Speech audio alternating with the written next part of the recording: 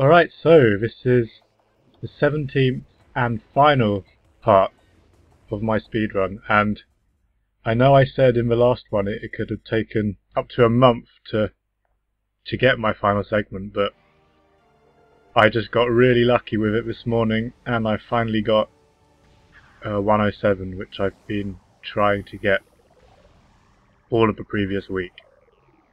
So basically I finally got a good enough first form. It wasn't the best first form I've ever got, but it was definitely good enough for 107, and the second form didn't screw me over like it usually does, and I managed to kill it. Even it was a 5-pool fight, but I managed to kill it fast enough.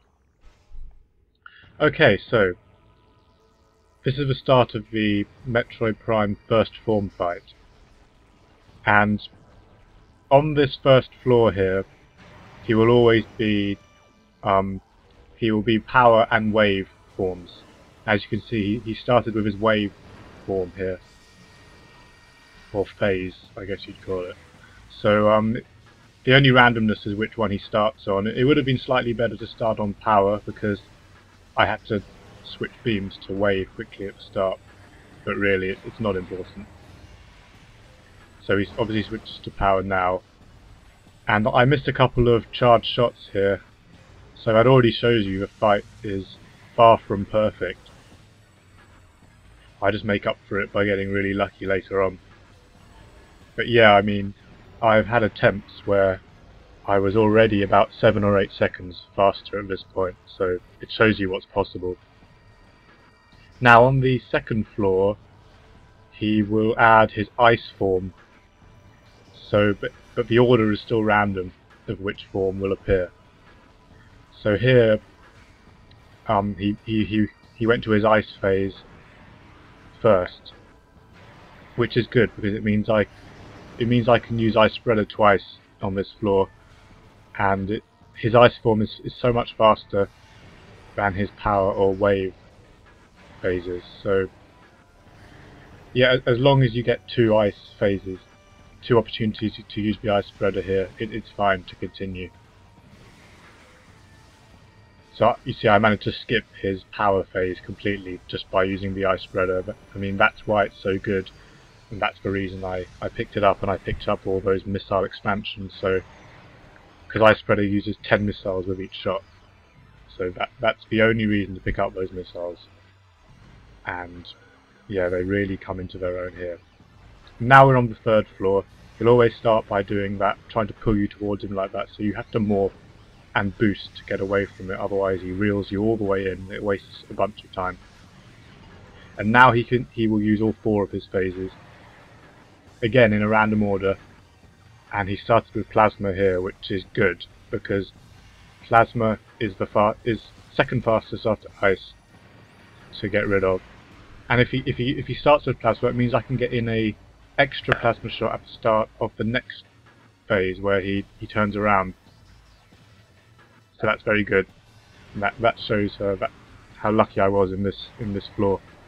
You see, he switched to Ice after Plasma, which again was really good because I said Ice was the fastest phase, and it means I can skip out the whole of either power or wave, whichever comes after that, which are both really slow.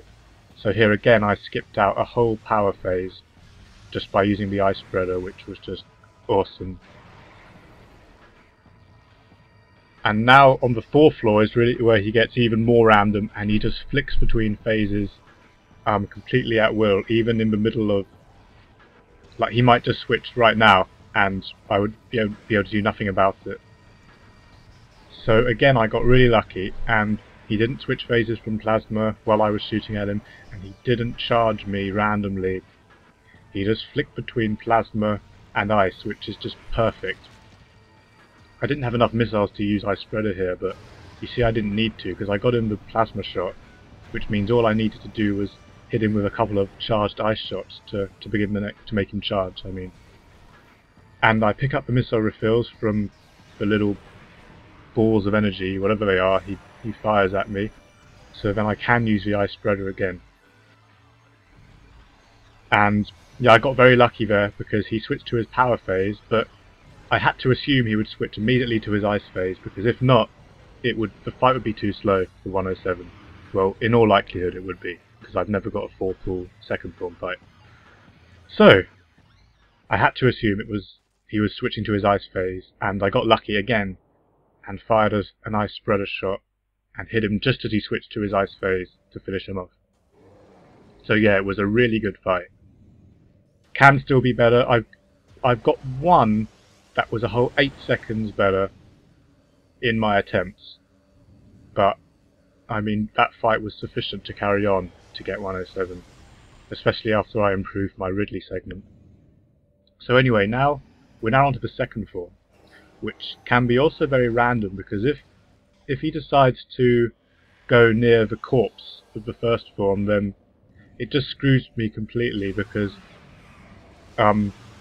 rather than lay the next pool of Phazon at the right time, he will just disappear and you have to switch visors, and he won't lay the pool. He'll do a bunch of other stuff, and it will take a whole lot more time. So there's even more randomness to manipulate in this part, which is why it took so long. It's just so annoying. I really hate random things. But you see here, he went near to his corpse, so I had to pray he would move away. And very, very fortunately he did. In a second you'll see he moves over to the right. In fact, I had to pray he moved to the right again, as he did there. And I got really lucky, because if he was nearer to the corpse, any nearer, the whole fight would be screwed up, and it would not have been fast enough. So those two phases went really well, and I mean, I think the possibility of a 4-pool fight was still open here. He seems to be down to about half health. I mean, that was before I even started using this pool. But I do slightly mess up. I think it's the next pool, and so yeah, I couldn't get a 4-pool fight, but it's pretty much the closest I got.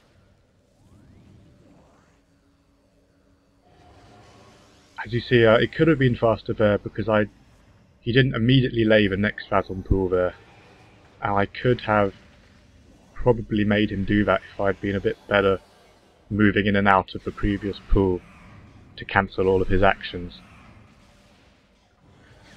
I don't know how much it would have saved. I mean, like I said, I possibly could have got a 4-pool fight, and he would be dead about, well, in a couple of seconds. But yeah, I'd say about 4 or 5 seconds it could have been better there. That was pretty much perfect, that one. He immediately laid the next pool right after I was finished shooting at him. So now I just have to... I don't need to bother moving in and out of this pool. He's got low enough health, I can just pummel him with the beam, and he's done. So there you go. That's it. That's far from a perfect second form, but I tried for a long time, and I could really not get anywhere near to getting a 4-pool fight. I mean, I guess I was fairly near that time, but there was still a good chunk of health left after the 4th pool. Looked about 1/7 or so of his health.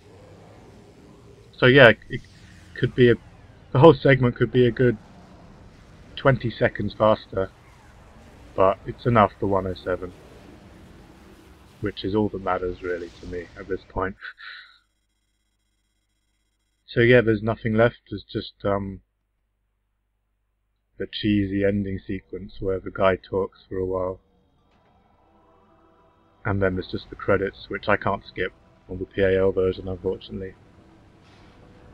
I'd like to give a big thanks to, first and foremost, to Stefan for his 109 run, which really made this possible for me. I mean, I stole so many speed tricks from him that would not have made 107 possible without them. And it is also a whole lot easier just going through the run to have someone to compare to and try and go faster than. So big thanks to Stefan there for his 109 run. I'd also like to thank specifically Mr. X from the Metroid 2002 forums for helping me a lot with this run. He told me about how to reset the state of the controller so that you could do rapid fire missiling faster, which really helped me. I think it was back in part 9 with the Elite Pirate battle, and also with the Phazon Elite battle in a later part. I think it was part 11. So that's definitely saved me a lot of time. So, and also he told me about the Metroid Prime second form fight. He told me how it could probably be faster if Metroid Prime was close to you while you're shooting at him. And that really told me what I need to know about getting a better second form battle. And although I was unable to do a 4-pool fight, that bit of information definitely helped me get a 5-pool fight, which was fast enough for 107. And he also just generally helped me with encouragement and finding quite a few speed tricks for me to use. He actually made a video of them for me to use. So big thanks again to Mr. X. Other than that, I'd like to thank anyone who watched the run and commented on it and gave me kind words and encouragement. Greatly appreciated. It's always nice when you put so much work into something to actually know that people are watching and enjoying it. So thanks a lot, guys. At this point, I'm feeling pretty burned out and tired of speedrunning, but I felt like that a long time ago when I stopped speedrunning, so I might do another one in the future. It's definitely possible. I'm thinking of trying a single segment run next time because, you know, the idea of just sitting down for one session and playing and possibly recording the whole run in the one session and getting it done is very appealing to me. I'm a bit tired, I guess, of just optimizing a ton of segments. So yep, I'm thinking of trying a single segment run next, but it won't be for a while now. I definitely need a break from speedrunning this game. So until then, thanks again for watching, and I'll see you next mission, I guess.